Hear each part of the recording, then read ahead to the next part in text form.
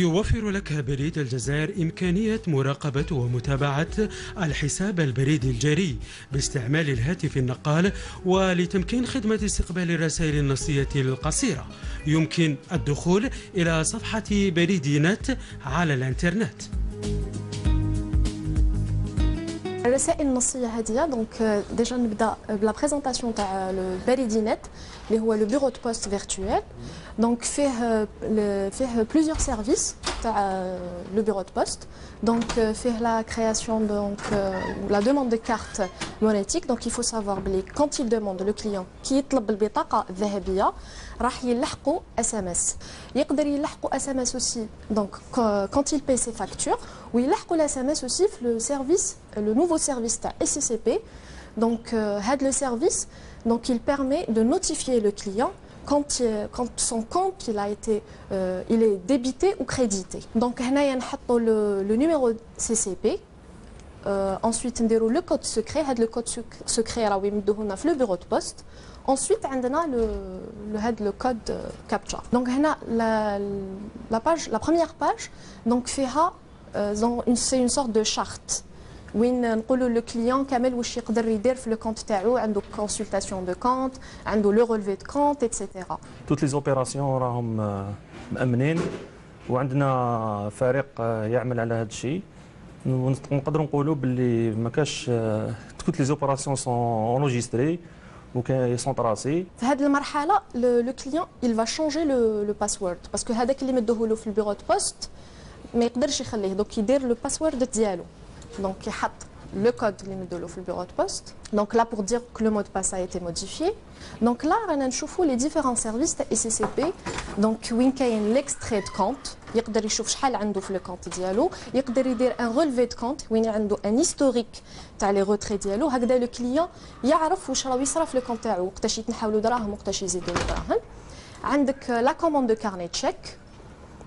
عندنا changement de mot de passe qui حاب يبدل le mot de passe تاعو et la déconnexion de session. كاين le nouveau service هذا تاع la notification SMS. donc يجي هنا في la page d'accueil يدير يكليك على هذا le bouton nouveau. هنا راح تجيه كامل la charte d'adhésion au service. دونك لو كليون يحط الرقم الهاتف اللي حاب يلحقوا له فيه لي اس ام اس. هنايا راح لو كليون راح يلحقوا ان اس ام اس. دونك هنا كيما شفنا دونك لحق الاس ام اس دونك il valide لو تي بي. هنايا دونك عندنا لي سيرفيس تاع لا نوتيفيكاسيون اس ام اس. عندك اوبيراسيون كريدي كي لو كونت ديالو يعمروه، ولوبيراسيون ديبي كي يفرغ الكونت دونك كي نخرج دراهم.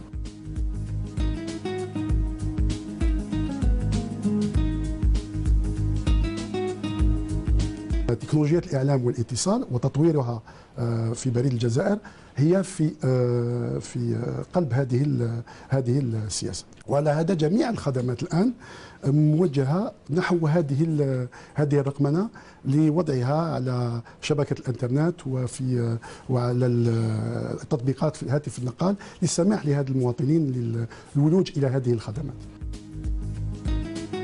ومن أجل متابعة ومراقبة عمليات عصرنة بريد الجزائر هناك مركز المساعدة التقنية. بما أن البريد الجزائر حاليا تم يعني إطلاق خدمة لانفورماتيزاسيون دي زيتابليسمون بوستولية المكاتب البريدية، بالتالي ارتأت مديرية بريد الجزائر أن تقوم بإطلاق هذا المركز ليكون في الاستماع لرؤساء المكاتب عند استعمال الإعلام الآلي. الدور تاعها تسجيل كل الاتصالات الهاتفية من طرف جميع المكاتب البريدية يوميا. يتم تسجيل إذا كان المشكل تقني أو مشكل متعلق بالشبكة البريدية أو مشكل متعلق باللوجيسيال اللي هي تو لي لوجيسيال انستالي او نيفو دي زيتابليسمون بوستال. مركز الاتصال في خدمتكم من خلال الرقم 1530 على مدار الساعة. On prend en charge des réclamations, de tout type de réclamations. اليوم اتصلوا بنا حاليا حتى دوكا 47 زبون. استعمال كلمة السر للدخول إلى تطبيق بريد نت لاستقبال الرسائل النصية القصيرة بات من أسلوب حياتنا.